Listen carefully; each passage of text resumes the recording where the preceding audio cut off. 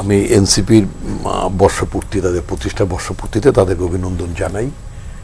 আসলে রাজনীতিতে তো অনেক আমার চেয়ারম্যান মাসুদিনের দুঃখিত মাসুদিনের কথা চেয়ারম্যান মাসুদ হ্যাঁ, চেয়ারম্যান মাও বলেই পরিচিত, পুরনো প্রেম ওইভাবেই বলে সবাই। পুরনো প্রেম মাঝে মাঝে জেগে ওঠাই স্বাভাবিক। এখন নাই, তো এই শব্দই বলে আর কি। যাই হোক, একসময় দেশের মানুষ তো রাজনীতি অনেকেই বলতেন যে চীনের চেয়ারম্যান আমাদের চেয়ারম্যান, ঠিক সেটা বাংলাদেশে অনেকে বলতো না। তো মাসুদিন একটা আলাউদ্দিন মাসুদিন একটা কথা উল্লেখ করেছেন, আমি আরেকটা কথা উল্লেখ করতে চাই। মাসুদিন একটা বড় বক্তব্য ছিলেন, শত ফুল ফুটতে দাও, শত ফুল ফুটতে দাও। গণতন্ত্রে নানা মত, নানা পথ থাকতে হবে, সমালোচনা থাকবে, ক্রিটিসিজম থাকবে, আর্গুমেন্ট থাকবে, কোশ্চেন থাকবে।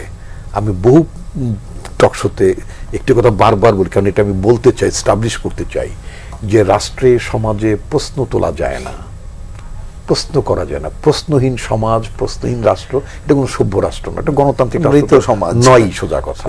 তো সুতরাং অনেক রাজনৈতিক দল থাকলে অনেকগুলো পথ থাকবে, অনেকগুলো প্রশ্ন উঠবে, অনেকগুলো প্রশ্ন করা যাবে, অনেকগুলো প্রশ্ন শুনতে হবে, এবং প্রশ্নের উত্তর দেওয়ার জন্য মানসিকভাবে প্রস্তুত থাকতে হবে শাসক দল এবং একে অপরকে।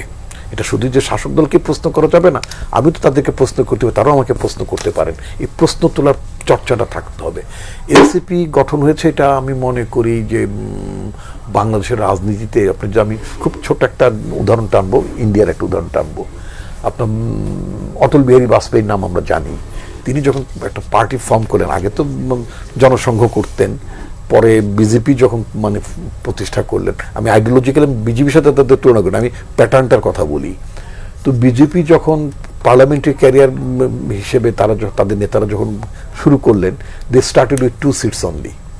2টো আসন নিয়ে তারা ভারতীয় পার্লামেন্টে ঢুকলেন, এবং সেই